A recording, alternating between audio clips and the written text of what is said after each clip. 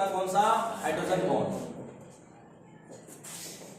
Topic हमारा कौन सा है, हाइड्रोजन बॉन्ड। ठीक है भाई, किसे कहते हैं हाइड्रोजन बंध। देखो अपन ने 3 बंध पढ़ लिए थे पहले, कौन कौन सा, एक तो आयनिक बंध, सहसंयोजक बंध और उप सहसंयोजक बंध, 3 पढ़ लिए। चौथा कौन कौन सा अपना, हाइड्रोजन बंध। एक 5वां और आएगा वॉन डेर वाल बंध, वो अपन पढ़ेंगे अगले चैप्टर के अंदर, इसमें नहीं पढ़ेंगे, अगले पार्ट में पढ़ेंगे। ठीक है कि नहीं है। तो ये हमारा हाइड्रोजन बॉन्ड है। किससे बोलते हैं हाइड्रोजन बॉन्ड, बहुत सिंपल सी डेफिनेशन है, बहुत सिंपल सी डेफिनेशन क्या है, अधिक विद्युत ऋणी तत्व। ठीक है भाई, अधिक विद्युत ऋणी तत्व। ठीक है, वो कौन होते हैं, 3 होते हैं, फोन। कौन होते हैं, फोन। फोन का मतलब फ्लोरीन, ऑक्सीजन और नाइट्रोजन। बात सही है। अधिक विद्युत ऋणी तत्व और हाइड्रोजन के बीच लगने वाला वह आकर्षण बल जिसे हम बिंदुवत रेखा से दिखाते हैं, डॉटेड डॉटेड लाइन से दिखाते हैं, इसे अपन क्या बोलते हैं, हाइड्रोजन बॉन्ड। अभी बात समझ में, मोर इलेक्ट्रोनेगेटिव एलिमेंट 3 ही होते हैं हमारी पीरियोडिक टेबल में, फ्लोरीन, ऑक्सीजन और नाइट्रोजन। और हाइड्रोजन के बीच लगने वाला weak attraction force, attraction force तो होता है लेकिन कैसा होता है, वीक होता है। आगे बात समझ, इसे अपन कैसे दिखाते हैं, डॉटेड बॉन्ड से दिखाते हैं, इसे अपन क्या बोलते हैं, हाइड्रोजन बॉन्ड बोलते हैं। बात सही कि नहीं है। और इस ये जो बॉन्ड बनाया है हमने, इसका मान कितना होता है, 10 से 40 किलो जूल। कितना होता है, 10 से 40 किलो जूल मोल इनवर्स। यानी 1 मोल जो बॉन्ड है उसको तोड़ने के लिए 10 से 40 किलो जूल एनर्जी की हमें जरूरत पड़ती है। बात सही कि नहीं है। पहली बात तो ये है। अब दूसरी बात क्या है, आपको लगेगा कि हमेशा फोन और हाइड्रोजन के बीच ही हाइड्रोजन बॉन्ड बनता है। इसमें कंडीशन है। कंडीशन क्या है कि हाइड्रोजन इस फ्लोरीन से बॉन्ड बनाएगा, हाइड्रोजन इस ऑक्सीजन से बॉन्ड बनाएगा, हाइड्रोजन इस नाइट्रोजन से बॉन्ड बनाएगा। लेकिन शर्त है, शर्त क्या है कि हाइड्रोजन भी डायरेक्टली फोन से जुड़ा, F से जुड़ा हुआ होगा, या O से जुड़ा हुआ होगा, या N से जुड़ा हुआ होगा, तभी ये हाइड्रोजन इनसे क्या बनाएगा, हाइड्रोजन बॉन्ड। आगे बात समझ में, ये हाइड्रोजन फोन से डायरेक्टली कोवेलेंट बॉन्ड से जुड़ा हुआ होना चाहिए। अगर डायरेक्टली कोवेलेंट बॉन्ड से जुड़ा है तो फिर ये किसी दूसरे फोन से हाइड्रोजन बॉन्ड बना सकता है। आगे बात समझ में, अगर ये H कार्बन से जुड़ा हुआ होगा तो इस F के साथ हाइड्रोजन बॉन्डिंग नहीं करेगा। अगर ये हाइड्रोजन बोरोन से जुड़ा हुआ है तो ये ऑक्सीजन साथ में बॉन्ड नहीं करेगा। आगे का बात समझ में, ठीक है। अभी पर इसके एप्लीकेशंस पढ़ेंगे तो हमें समझ में आ जाएगा। आगे बात करते हैं, इस हाइड्रोजन बॉन्ड को अपन 2 कैटेगरीज में डिवाइड करते हैं। ठीक है भाई, कितनी कैटेगरीज में डिवाइड करेंगे इसको, अपन 2 कैटेगरीज में डिवाइड करेंगे। पहला होता है अंतर आणविक। कौन सा होता है, अंतर आणविक। ठीक है ना, हाइड्रोजन बॉन्ड, इसको अपन बोलते हैं इंटरमॉलिक्यूलर। क्या बोलते हैं इसको, इंटरमॉलिक्यूलर हाइड्रोजन बॉन्ड। दूसरा होता है अंतः आणविक। दूसरा कौन सा होता है, अंतः आणविक हाइड्रोजन बॉन्ड होता है, इसे हम बोलते हैं इंट्रामॉलिक्यूलर। इसे अपन क्या बोलते हैं, इंट्रामॉलिक्यूलर बोलते हैं। ठीक है भाई, दोनों में क्या फर्क है, ये 2 मॉलिक्यूल्स के बीच में बनता है। आगे बात समझ में, ये 2 मॉलिक्यूल्स के बीच में बनेगा, और जो ये होता है ये एक ही मॉलिक्यूल यानी एक ही अणु में बनता है।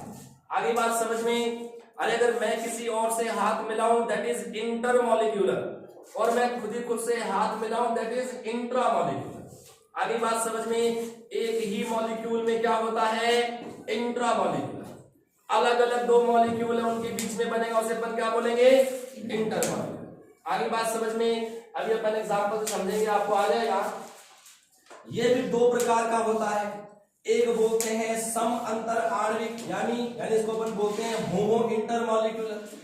दूसरा कौन सा होता है, विषम अंतर आणविक, इसे अपन बोलते हैं हेटेरो इंटरमॉलिक्यूलर। आगे बात समझ में, अब सम का मतलब होता है एक ही प्रकार के 2 मॉलिक्यूल, एक ही प्रकार के 2 मॉलिक्यूल के बीच में बनेगा तो इसे अपन बोलेंगे होमो इंटरमॉलिक्यूलर।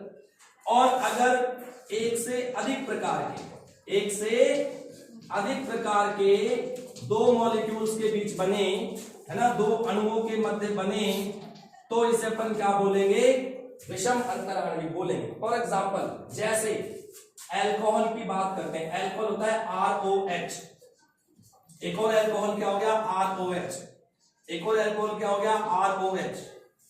इस अल्कोहल का H इस अल्कोहल के O के साथ बॉन्डिंग कर रहा है, इस अल्कोहल का H इस अल्कोहल के O के साथ बॉन्डिंग कर रहा है, तो आप देखेंगे कि सारे अणु एक ही प्रकार के हैं। देखो अल्कोहल अल्कोहल अल्कोहल, समान प्रकार के अणुओं के मध्य बने सम अंतर आणविक। अब क्या है? एक तो है अल्कोहल, एक है पानी, एक है अल्कोहल, एक है पानी, तो इनके बीच में जो बॉन्डिंग हो रही है इसे अपन क्या बोलेंगे? विषम अंतर आणविक। इसे अपन बोलेंगे हेटेरो इंटरमॉलिक्यूलर। और बात समझ में है क्या? एक ही प्रकार के दो मॉलिक्यूल्स के बीच होमो, एक से अधिक टाइप के दो मॉलिक्यूल्स के बीच हेटेरो। बात समझ में आ गई? बोलो कोई दिक्कत? एक ही तरह के दो मॉलिक्यूल्स हैं, उनके बीच में बनेगा तो उसे अपन बोलेंगे होमो इंटरमॉलिक्यूलर। एक से अधिक प्रकार के दो मॉलिक्यूल्स के बीच बने उसे अपन बोलेंगे विषम अंतर आणविक, हाइड्रोजन बंध बोलेंगे। आगे समझ में आता? तो वो अंतर आणविक कैसे होता है बात करते हैं, ठीक है? देखिए अंतर आणविक कैसे होता है। देखिए आपको समझना, उससे पहले कुछ बातें मुझे और बतानी पड़ेंगी आपको। ये क्या है? इसे बोलेंगे साइक्लोहेक्सेन। क्या बोलेंगे इसको? ठीक है। अगर मैंने इसके बीच में रिंग लगा दी तो ये क्या बन जाएगा? बेंजीन। क्या बन गया? बेंजीन। बात सही है।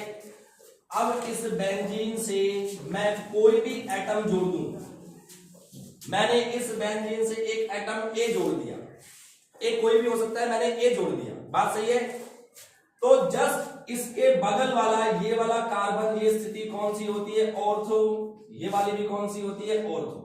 अगली वाली कौन सी होती है? मेटा। ये वाली भी कौन सी होती है? मेटा। और बिल्कुल सामने वाली कंडीशन कौन सी होती है? पैरा। आगे बात समझ में? जैसे मैं एक एग्जांपल लेके समझाता हूं आपको। ये है बेंजीन, मैंने इस पे OH लगा दिया, तो इसे अपन बोलते हैं फिनॉल। क्या बोलते हैं इसको? फिनॉल बोलते हैं। आगे बात समझ में? अब देखना, मैं क्या करता हूं, मैंने ये OH लगाया, बन गया फिनॉल। मैंने यहाँ पे कौन जोड़ दिया? NO2। इसको अपन बोलते हैं नाइट्रो। ये नाइट्रो कौन सी स्थिति में जुड़ा है? इस वाली पर, तो इसका नाम बन गया ऑर्थो नाइट्रोफिनॉल। क्या नाम बन गया इसका? Ortho nitrophenol. बोलो कोई प्रॉब्लम? अगला अगर मान लीजिए कि मैंने यहां पर जोड़ दिया NO2, तो इसके सापेक्ष ये कहां पर है? मेटा पर, तो इसे अपन क्या बोलेंगे? Meta nitrophenol. और अगर मान लीजिए कि मैंने आपको ये मॉलिक्यूल दे दिया और यहां पे मैंने NO2 लगाया, तो देखो वही तो है आमने सामने, ये OH फिनॉल, ये ऑर्थो, ये ऑर्थो, ये मेटा, ये मेटा, और ये क्या? पैरा। नाम क्या रहेगा? Para nitrophenol. आपको समझ में आया ऑर्थो, मेटा, पैरा क्या चीज होती है? बोलो बात सही की नहीं है? तो अब देखिए, ये हमारा बेंजीन, ये हो गया फिनॉल, मैंने लगा दिया नाइट्रो, डबल बॉन्ड से O और ये कोऑर्डिनेट बॉन्ड से। तो एक ही मॉलिक्यूल का H है, उसी मॉलिक्यूल का O है, इनके बीच में जो हाइड्रोजन बॉन्डिंग हो जाती है इसे अपन बोलते हैं अंतः आणविक हाइड्रोजन बंध। ये पूरा एक ही मॉलिक्यूल है, अलग अलग मॉलिक्यूल तो नहीं है ना। तो इसी एक ही मॉलिक्यूल के अंदर में हाइड्रोजन और ऑक्सीजन के बीच में जो बॉन्डिंग हो रही है इसे अपन बोलते हैं इंट्रामॉलिक्यूलर हाइड्रोजन बॉन्डिंग, अंतः आणविक हाइड्रोजन बंध। दो के मध्य बने अलग अलग, तो क्या कहता है? अंतर आणविक। एक के बीच में ही बने उसे अपन क्या बोलते हैं? अंतः आणविक।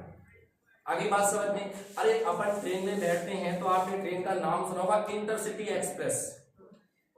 इंटरसिटी मतलब दो सिटी को जोड़ने वाली, उसे बोलते हैं इंटर, मतलब दो शहरों को जोड़ने वाली ट्रेन। जैसे जयपुर जोधपुर के बीच चल रही है, दिल्ली और जयपुर के बीच चल रही है, तो उसे अपन क्या बोलते हैं? Intercity express. एक होती है मेट्रो, जयपुर में चल रही है, एक ही शहर में चल रही है, दैट इज इंट्रा। वो क्या होती है? इंट्रा। आगे ना बात समझ में? ठीक है साहब। तो ये हमें समझ में आया कि हाइड्रोजन बॉन्ड दो तरह के होते हैं, एक होता है इंटर और एक होता है इंट्रा। बात सही है? अब हम बात करेंगे इसकी एप्लीकेशंस की, यानी हम इन हाइड्रोजन बॉन्ड से कैसे कैसे क्वेश्चन सॉल्व कर सकते हैं।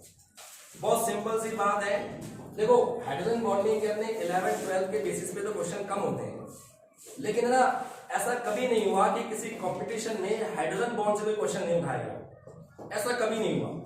हर साल एक नए क्वेश्चन इसमें से जरूर आता है, ठीक है कि नहीं है। आओ कुछ बातें अपन करते हैं, कुछ केसेस अपन पढ़ेंगे, अपने को समझ में आ जाएगा, ठीक है। पहली बात करते हैं अपन बॉइलिंग पॉइंट, मतलब क्वथनांक बोलते हैं, ठीक है भाई। क्या है? क्वथनांक, इसे अपन बोलते हैं बॉइलिंग पॉइंट। क्या बोलते हैं इसको? बॉइलिंग पॉइंट बोलते हैं, ठीक है। बॉइलिंग शॉर्ट में बोलते हैं इसको बीपी। क्या बोलते हैं इसको? डायरेक्टली प्रोपोर्शनल होता है हाइड्रोजन बॉन्ड, यानी जिस मॉलिक्यूल में हाइड्रोजन बॉन्ड बनता है ना, उस मॉलिक्यूल का बॉइलिंग पॉइंट ज्यादा होता है। आगे बात समझ में। अच्छा एक चीज और होती है, ध्यान करें, बॉइलिंग पॉइंट जो होता है वो डायरेक्टली एमडब्ल्यू भी होता है। एमडब्ल्यू का मतलब है मॉलिक्यूलर वेट।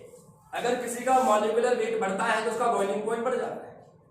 अब अपन केस पढ़ते हैं, जैसे कि मैंने कहा आपको पहली प्रॉब्लम है कार्बन के हाइड्राइड, यानी 14वां ग्रुप कौन सा होता है? Carbon family. कार्बन, काशी, गए, शंकर प्रभु, मैंने 4 हाइड्राइड लिए हैं और हम जानना चाहते हैं कि बताइए इनमें सबसे ज्यादा बॉइलिंग पॉइंट किसका होगा? अरे हाइड्रोजन सब में कॉमन है, तो कार्बन से भारी सिलिकॉन होता है, सिलिकॉन से ज्यादा भारी जर्मेनियम होता है, और जर्मेनियम से भारी कौन होता है? टिन होता है। इसका मतलब ये हुआ कि बॉइलिंग पॉइंट ऐसा होगा, बिकॉज मॉलिक्यूलर वेट बढ़ रहा है, अणु भार बढ़ता है तो बॉइलिंग पॉइंट बढ़ता है। आगे बात समझ में आओ, नेक्स्ट प्रॉब्लम करते हैं। ये था 14वें ग्रुप के हाइड्राइड, मैं बात करता हूं 15वें ग्रुप के हाइड्राइड, यानी नाना, पाटेकर, असरानी, सब भिखारी, यानी NH3, PH3, ASH3 और SbSp। बोलो भाई प्रॉब्लम, बात सही है कि नहीं है? हाइड्रोजन सब में कांस्टेंट है, नाइट्रोजन से भारी फास्फोरस, उससे भारी आर्सेनिक, उससे भारी एंटीमनी होता है, यानी इसका मॉलिक्यूलर वेट ऐसा हो रहा है तो बीपी ऐसा होना चाहिए, नहीं होता। क्यों नहीं होता? ये है गलत। अब सही कौन सा है? अमोनिया का बॉइलिंग पॉइंट ज्यादा नहीं बल्कि बहुत ज्यादा हो जाता है, किससे? इनसे। फिर बाकी में ऐसा आ जाएगा, फिर बाकी में कोई प्रॉब्लम नहीं। ऐसा क्यों? अरे क्योंकि अमोनिया में क्या बनती है? हाइड्रोजन बॉन्डिंग होती है, और अमोनिया में अगर हाइड्रोजन बॉन्डिंग होगा तो मॉलिक्यूलर वेट की तुलना में हमारा जो मेन पॉइंट है वो हाइड्रोजन पॉइंट होता है और उसका बॉइलिंग पॉइंट बहुत ज्यादा हो जाता है। अमोनिया में कैसे होती है हाइड्रोजन बॉन्डिंग? देखो ये है हमारे पास, मैंने H यहां लगाया, H यहां लगाया, H यहां लगाया, फिर अमोनिया है, H इधर यहां। देखो इनके बीच में हाइड्रोजन बॉन्डिंग हुई है, बोलो हो गई हो। तो अमोनिया में क्या होती है? हाइड्रोजन बॉन्डिंग, इसलिए इसका बीपी अपने ग्रुप के सभी हाइड्राइड से ज्यादा हो जाता है। अब इन तीनों में ऐसा क्यों हुआ? क्योंकि इनमें हाइड्रोजन बॉन्डिंग होती नहीं। हाइड्रोजन बॉन्डिंग किसमें हो सकती है? केवल फोन में, फोन, फ्लोरीन, ऑक्सीजन, नाइट्रोजन। क्या फास्फोरस, आर्सेनिक, एंटीमनी क्या हाइड्रोजन बॉन्डिंग कर सकते हैं क्या? नहीं कर सकते। ऐसे ही नेक्स्ट प्रॉब्लम, 16वें ग्रुप के हाइड्राइड कौन सा होता है? O स्टाइल से टीपो, यानी H2O, H2S, H2SE, H2T। इसका ऐसा होना चाहिए था, बट इसका ऐसा नहीं होगा। क्यों? पानी का ज्यादा नहीं, बहुत ज्यादा हो जाता है। ऐसा क्यों? क्योंकि बाकी में जैसे कैसे हो जाएगा? क्योंकि पानी के अंदर में क्या होती है? हाइड्रोजन बॉन्डिंग होती है, इसलिए इसका बीपी बहुत ज्यादा हो जाता है। सेम ऐसा केस 17वें वर्ग में कौन सा है? Hydrofluoric acid, hydrochloric acid, hydrobromic acid, hydroiodic acid. तो इसका बहुत ज्यादा हो जाएगा, बाकी में ऐसा हो जाएगा। बोलो कोई प्रॉब्लम आएगा समझ में? तो बॉइलिंग पॉइंट उनका ज्यादा होता है जिनमें हाइड्रोजन बॉन्ड होता है। अगर किसी में हाइड्रोजन बॉन्ड नहीं बन रहा है तो फिर अपन क्या लिखते हैं? Molecular weight. इस पहले वाले केस में कोई भी हाइड्रोजन बॉन्ड नहीं बनाता, इसलिए इनका जैसे जैसे अणुभार बढ़ रहा है वैसे वैसे मॉलिक्यूलर वेट भी, तो जैसे जैसे अणुभार बढ़ रहा है वैसे वैसे इनका बीपी भी बढ़ रहा है। बोलो कोई प्रॉब्लम आगे ना समझ में? तो मॉलिक्यूलर वेट बढ़ेगा बॉइलिंग पॉइंट बढ़ेगा। ये हमारी हो गई पहली एप्लीकेशन। ठीक है भाई, हाइड्रोजन बॉन्ड की पहली एप्लीकेशन हो गई। चलिए दूसरी बात करते हैं, सेकेंड एप्लीकेशन की बात करते हैं, विलेयता, या अपन बात करते हैं भौतिक अवस्था। कौन सी अवस्था? भौतिक अवस्था। इसे अपन बोलते हैं फिजिकल स्टेट। क्या बोलते हैं इसकी? Physical state. कि भाई कोई मॉलिक्यूल कौन सी अवस्था में पाया जाएगा, इसका अपन डायरेक्ट क्वेश्चन करते हैं। बहुत बार आ चुका है आपके बोर्ड के अंदर में कि क्या वजह है कि H2O तो होता है लिक्विड, ये तो होता है द्रव, लेकिन इसी ग्रुप का जस्ट नीचे वाला मेंबर कौन है? H2S, ये होता है गैस। बहुत बार पूछा है और पूछा जाता रहेगा आपसे हमेशा। आपसे नहीं पूछेंगे तो आपसे अगले वाले जूनियर्स उनसे पूछेंगे, उनसे नहीं तो उनके जूनियर से पूछेंगे, मतलब ये क्वेश्चन तो पूछा जाता रहेगा। अरे क्वेश्चन, अरे भाई ऑक्सीजन की फैमिली का तो बनता है सल्फर, लेकिन ये तो द्रव है और ये गैस है। अरे सर अगर ये गैस होता तो हम पीते कैसे उसको? हमारे पीने के लिए तो द्रव में है। अरे वो तो सही है, द्रव इसलिए अपन पी लेते हैं, ठोस होता तो अपन खा लेते, गैस होता तो अपन सूंघ लेते, है कि नहीं? नहीं, इसका रीजन है, इसके पीछे केमिस्ट्री लगती है। वही रीजन क्या है? पानी है। अरे पानी के मॉलिक्यूल्स में क्या हो जाती है? Intermolecular hydrogen bonding. देखो आप, देखो आप, देखो आप, ऐसे डॉट डॉट किस तरीके से, डॉट डॉट किस तरीके से। बोलो बात सही है कि नहीं है? इसका मतलब ये हुआ कि पानी के मॉलिक्यूल्स के बीच में कौन सी बॉन्डिंग हो रही है? Hydrogen bonding. अगर हाइड्रोजन बॉन्डिंग भी कौन सी हो रही है? इंटरमॉलिक्यूलर। कौन सी हो रही है?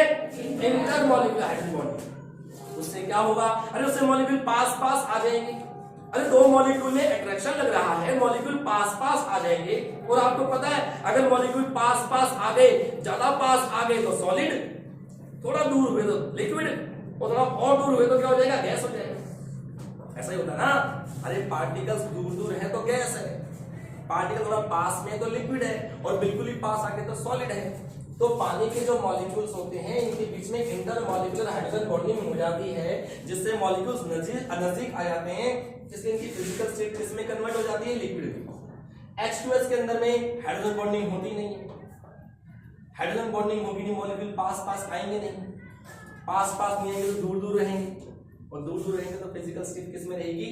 गैस में।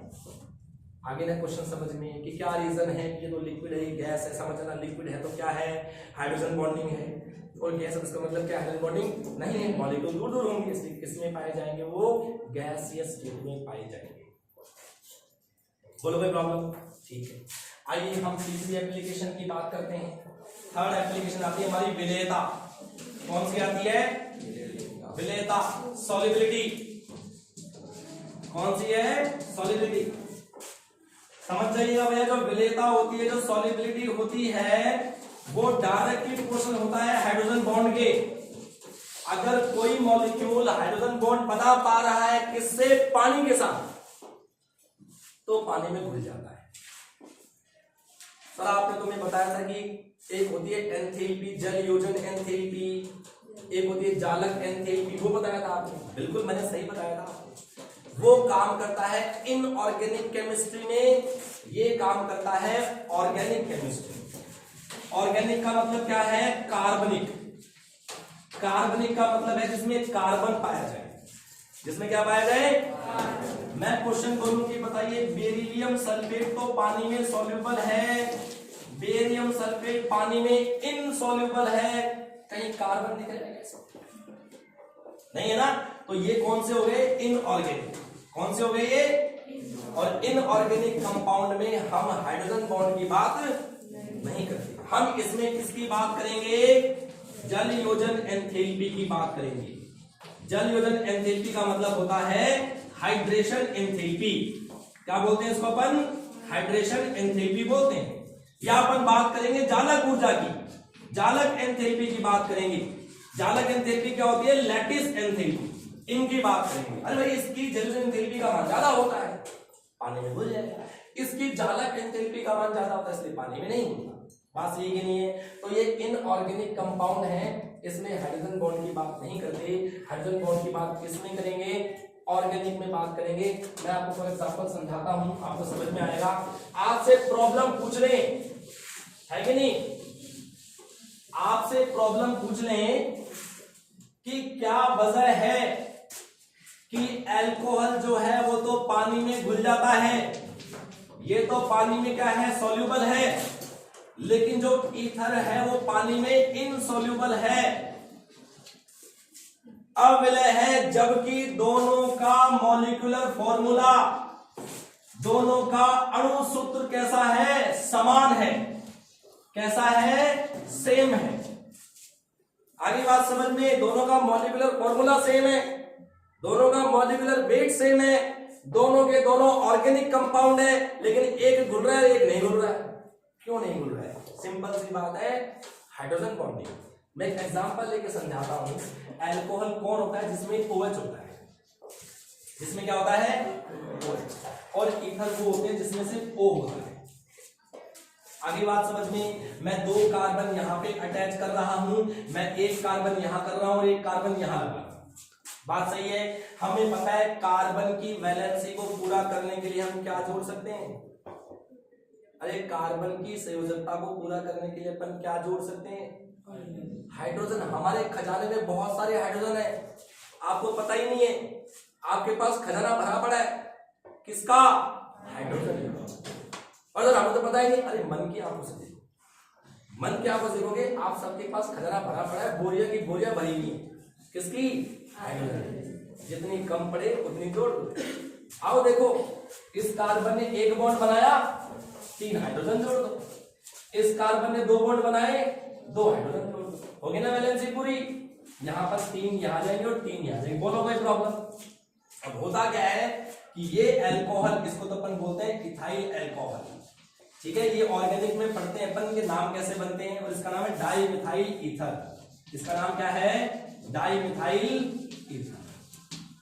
बात सही है। आओ देखो, तो इसको मैं कैसे लिखूंगा, C2H5 लिख दो जोड़कर, 2 कार्बन है, H5 हो गए, फिर मैंने लिखा O, फिर यहां लिखा H, फिर क्या आएगा, पानी, फिर कौन आएगा, C2H5OH, फिर कौन आएगा, पानी।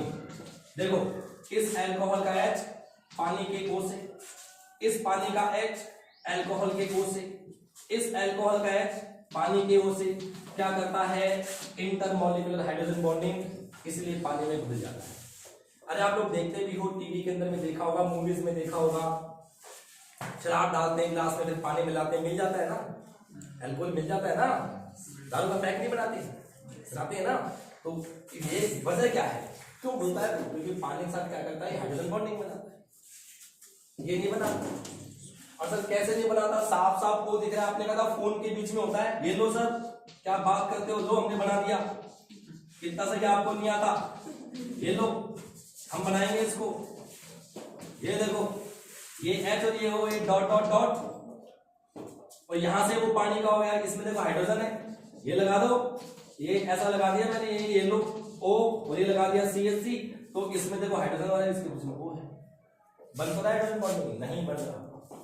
मैंने क्या कहा था, हाइड्रोजन बॉन्ड तभी बन सकता है जब हाइड्रोजन डायरेक्टली F से जुड़ा हो, या O से जुड़ा हो, या N से जुड़ा हो। इस ईथर में O जुड़ा किससे है, कार्बन से। चलो O की तो बात ठीक है, O तो दिखा देगा, लेकिन देखो यहां देखो पानी में H है, वो भी ठीक है, लेकिन ये पानी का O इस ईथर के H से बॉन्डिंग नहीं कर सकता, क्योंकि हाइड्रोजन किससे अटैच है, कार्बन से। आइए बात समझ में, ये हाइड्रोजन भी इस C से नहीं, अगर इस O से अटैच होता तो हाइड्रोजन बॉन्डिंग बन जाता। आगे बात समझ, देखने को तो लगेगा आपको यार, ईथर में ऑक्सीजन रहा, पानी में हाइड्रोजन रहा, पानी में ऑक्सीजन रहा, इसमें हाइड्रोजन रहा, नहीं, तभी हाइड्रोजन बॉन्डिंग हो सकती है जब हाइड्रोजन भी डायरेक्टली किससे अटैच होगा, फोन से अटैच होगा, फ्लोरीन से, ऑक्सीजन से और नाइट्रोजन। तो ये बहुत बार क्वेश्चन आया था एग्जाम के अंदर में, बहुत बार पूछा गया, 12th बोर्ड में बहुत बार पूछा गया कि क्या रीजन है कि अल्कोहल तो पानी में सोल्यूबल होता है जबकि इनसोल्यूबल होता है। सिंपल सी बात है कि अल्कोहल जो है पानी के मॉलिक्यूल के साथ में क्या कर लेता है, इंटरमॉलिक्यूलर हाइड्रोजन बॉन्डिंग कर लेता है, इसलिए पानी में घुल जाता है। ईथर जो होता है पानी के साथ हाइड्रोजन बॉन्डिंग नहीं कर पाता, इसलिए पानी में नहीं। बोलो कोई प्रॉब्लम, आगे बात समझ में। और एक लास्ट में छोटा सा क्वेश्चन और आइए एक लास्ट छोटा सा पॉइंट है। हालांकि हाइड्रोजन बॉन्डिंग अपने आप में काफी बड़ा है, लेकिन जो हमें मेन मुद्दे की जो बात करनी है वो हमारे यहाँ खत्म हो जाएगी। हाइड्रोजन बॉन्डिंग बहुत जगह लगता है, बहुत जगह कंसेप्ट आता है, लेकिन उसके ऊपर बात नहीं करेंगे। अपने बहुत बड़ा टॉपिक है ये वाला। नहीं एक नहीं, आपको दो चीज बताऊंगा छोटी छोटी, दो है बहुत छोटी छोटी है, बहुत इंपॉर्टेंट है। आइए देखेंगे। देखो भाई एक बात समझिए, कभी भी किसी भी एक कार्बन से दो OH जुड़े हुए नहीं हो सकते। ध्यान करना, कभी भी एक कार्बन से दो OH जुड़े हुए नहीं हो सकते। OH का मतलब कौन? अल्कोहल। अरे एक म्यान में दो तलवारें आ सकती हैं क्या? नहीं आ सकती। बस ये ना, ऐसे ही एक जगह पर दो दारू पी हुए आदमी को नहीं बिठा सकते, वो आपस में माथा फोड़ी करेंगे, झगड़ा करेंगे। बात सही है ना? ऐसे ही किसी एक कार्बन से दो OH जुड़े हुए नहीं हो सकते। अगर ऐसा होगा तो उसमें से वाटर का मॉलिक्यूल निकलेगा। जैसे मान लो कि हमारे पास एक मॉलिक्यूल था, ठीक है ना, कार्बन की वैलेंसी 4 होती है, तो यहां से वाटर निकलेगा और C और O के बीच में क्या आ जाएगा? Double bond. ध्यान कर लो आप, कभी भी एक कार्बन से दो OH जुड़े हुए नहीं हो सकते। लेकिन हमारे नेचर में एक एग्जांपल है ऐसा, CCl3CHO डॉट H2, या इसे ऐसे भी लिखा जाता है CCl3CH OH का होल ट्वाइस। दोनों एक ही चीज है भाई, बस इसको रिप्रेजेंट करने का तरीका अलग है। इसका नाम है क्लोरल हाइड्रेट। क्या नाम है? Chloral hydrate. ठीक है ना? ये एक ऐसा, इसका एक और नाम निन हाइड्रिन भी बोलते हैं। क्या बोलते हैं इसको? निन हाइड्रिन। किताबों में जल्दी से नाम मिलता नहीं है, ठीक है ना? तो क्लोरल हाइड्रेट एक ऐसा एग्जांपल है जिसमें एक ही कार्बन से दो OH लगे हुए होते हैं, बाकी लग नहीं सकते। क्यों लग रहे हैं सर? अरे हम क्या पढ़ रहे हैं? Hydrogen bonding. उसमें हाइड्रोजन बॉन्डिंग हो जाती है, इसलिए ये मॉलिक्यूल पाए होते हैं। आओ समझाता हूं कैसे। ये C, यहां पर लग गए 3 Cl, ये हो गया CH, ये लग गया OH और ये लग गया OH। इस Cl और H के बीच में क्या हो गई? Intramolecular hydrogen bonding. इस H और इस Cl के बीच क्या हो गई? Intramolecular hydrogen bonding. इसलिए एक ही कार्बन से दो OH जुड़ने के बाद भी ये स्टेबल होता है, इन मॉलिक्यूल में से वाटर नहीं निकलता है जैसा उसमें हुआ है। इसका रीजन क्या है? ये दो एक्स्ट्रा बॉन्ड, और ये दोनों बॉन्ड कौन से हैं? इंट्रा यानी अंतः आणविक हाइड्रोजन बॉन्ड, इससे स्टेबल हो जाता है। सर अभी तो आपने बताया कि फोन में होती है हाइड्रोजन बॉन्ड, अब यार Cl से कर दे। ये कैसी बात? सुनो, नाइट्रोजन की इलेक्ट्रोनेगेटिविटी कितनी होती है? 3.0, और क्लोरीन की भी कितनी होती है? दोनों के बराबर है ना। हालांकि नाइट्रोजन का एटम छोटा होता है, इसलिए इस पे नेगेटिव चार्ज ज्यादा आता है। आगे बात समझ में। Cl हालांकि हाइड्रोजन बॉन्डिंग नहीं बनाता है, लेकिन ये पार्शियल हाइड्रोजन बॉन्डिंग कर सकता है। कौन सी बॉन्डिंग कर सकता है? पार्शियल को अपन क्या बोलते हैं? आंशिक। क्या बोलते हैं इसको? यानी ये थोड़ी बहुत मात्रा में हाइड्रोजन बॉन्डिंग कर सकते हैं। थोड़ी बहुत मात्रा में ये वाला कर लेता है, थोड़ी बहुत मात्रा में ये वाला बंदा कर लेता है, इसलिए क्या हो जाता है? ये स्टेबल हो जाता है। प्रकृति में सिंगल एग्जांपल है ये वाला, जो स्टेबल होता है एक ही कार्बन से दो OH लगने के बावजूद भी। उसका रीजन क्या है? Intramolecular hydrogen bonding. बोलो बात समझ में आएगी? ये है ना। और एक क्वेश्चन और था आपका, अभी भी मैंने आपको पढ़ाया कि एक तो था ऑर्थोनाइट्रोफिनॉल, है ना, एक होता है ऑर्थोनाइट्रोफिनॉल और एक होता है पैरानाइट्रोफिनॉल। ये लास्ट क्वेश्चन देखेंगे हम, ऑर्थोनाइट्रोफिनॉल और पैरानाइट्रोफिनॉल, इन दोनों में से किसका बीपी ज्यादा होता है? किसका बीपी ज्यादा होता है? बीपी ज्यादा होता है पैरानाइट्रोफिनॉल। आओ इसको अपन समझ लेते हैं कैसे।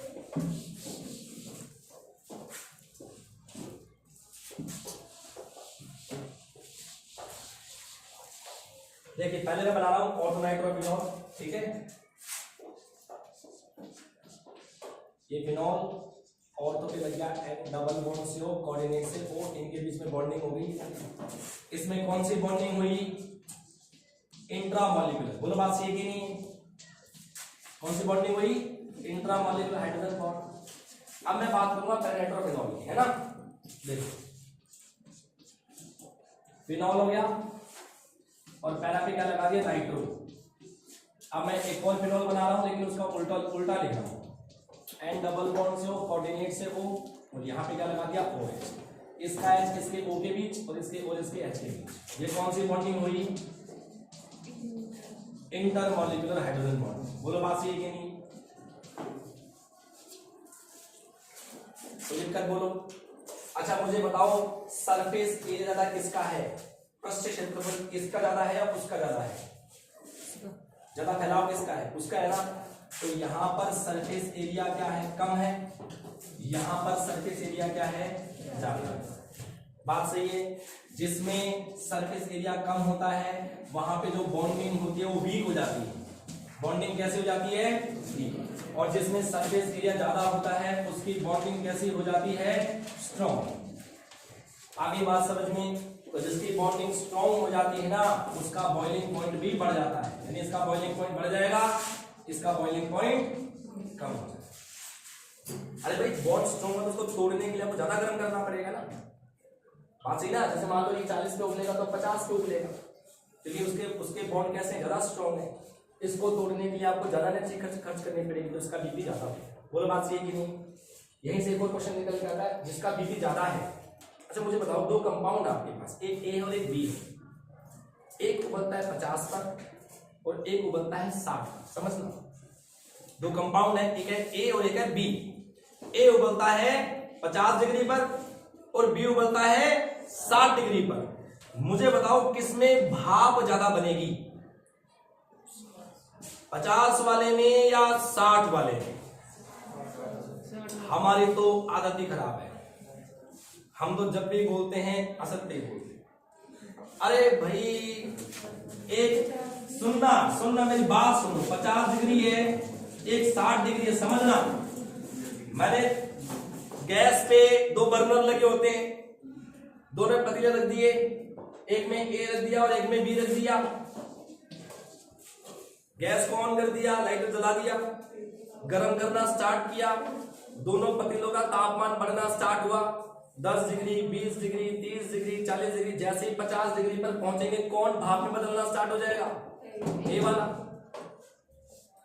बात सही कि नहीं है? जैसे ही गैस टेम्परेचर बढ़ाएगी 50 तक पहुंचेगा तो भाप में कन्वर्ट कौन शुरू होने लग गया? ए स्टार्ट होने लग गया। बी थोड़ी होएगा।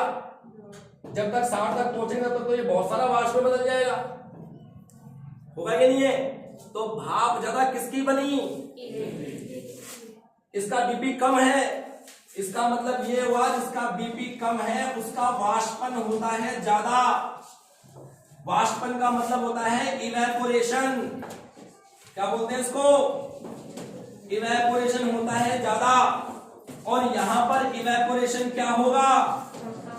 कम होगा। बात सही है कि नहीं है? अच्छा मुझे बताओ आप पर और मुझ पर प्रेशर लग रहा है क्या? लग रहा है भाई। गैस के मॉलिक्यूल टक्कर करते रहते हैं, आप और हम पे, सब पे प्रेशर लग रहा है, सब पे दाब लग रहा है। गैस के कण जाके दीवार से बछीड़ करते हैं। बछीड़ खाते हैं मतलब टक्कर करते हैं। बछीड़ इज जोधपुरी वर्ड, मारवाड़ी शब्द है बछीड़ करना। बछीड़ टक्कर करना, और टक्कर करेगी जाके स्ट्राइक करेगी दीवार पे, तभी तो दाब उत्पन्न होगा। तो जिसकी भाप ज्यादा बनेगी वो दाब भी अधिक डालेगी, यानी उसका प्रेशर क्या होगा? ज्यादा होगा। इसलिए वाष्प दाब ज्यादा किसका होता है? वाष्प दाब का मतलब वेपर प्रेशर है कि नहीं है? वेपर प्रेशर ज्यादा किसका होगा? इसका होगा, क्योंकि यहां पर भाप ज्यादा बन रही है और इसका वेपर प्रेशर क्या होगा? कम होगा।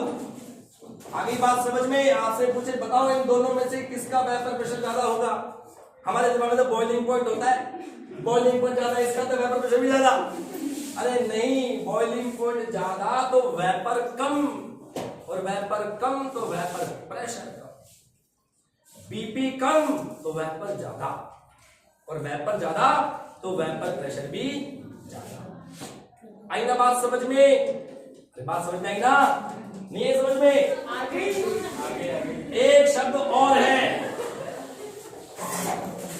नहीं इसीलिए बता रहा हूं, अलग से नहीं ले रहा मैं। इसको अपन बोलेंगे अधिक वाष्पशील। क्या बोलेंगे इसको? इसको अपन बोलते हैं मोर वोलेटाइल, मोर वोलेटाइल। और ये कैसा होगा? Less volatile. अरे वोलेटाइल कौन होते हैं? जो वेपर में कन्वर्ट। आपने क्या किया, गर्मी का टाइम है, एक गिलास में पानी भरा, छत पे रख दिया, छत पे आ रही है धूप, पेड़ के नीचे नहीं, धूप में रखा, शाम को देखोगे गिलास का पानी उड़ गया। कमाल की बात है, गिलास पानी भर के रखा हमने, पानी उड़ गया, पानी गायब हो गया। आप बोल सर बिल्ली पी गई होगी आगे। अरे नहीं नहीं, इवेपोरेशन, उसे अपन बोलते हैं वाष्पन। क्या बोलते हैं उसको? कमाल की बात कर रहे हैं यार, बचपन से पढ़ते आ रहे हो, पानी 100 पे उबलता है, 100 पे उबलता है, 100 पे उबलता है। हमने गिलास को पानी में गर्म किया, उसको गर्म किया क्या? हमने उबाला क्या उसको? नहीं उबाला ना। अरे पानी को नहीं उबाला ना, तो नहीं उबालता फिर वो कैसे भाप में बदल गया? हम पढ़ते रहे बचपन से कि पानी 100 डिग्री पर उबलता है, भाप में तब बदलेगा जब 100 डिग्री ताप पहुंचेगा। आपने क्या भाप में चूल्हा लगा रखा है क्या जो पानी भाप में बदल रहा है?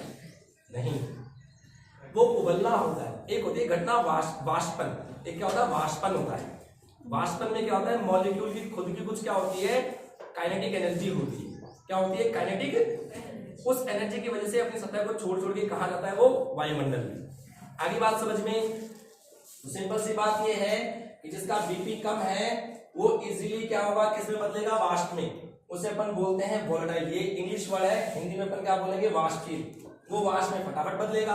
और जिसका बीपी का मान ज्यादा है वो वाष्प में कम बदलेगा, इसलिए कम वाष्पशील होगा।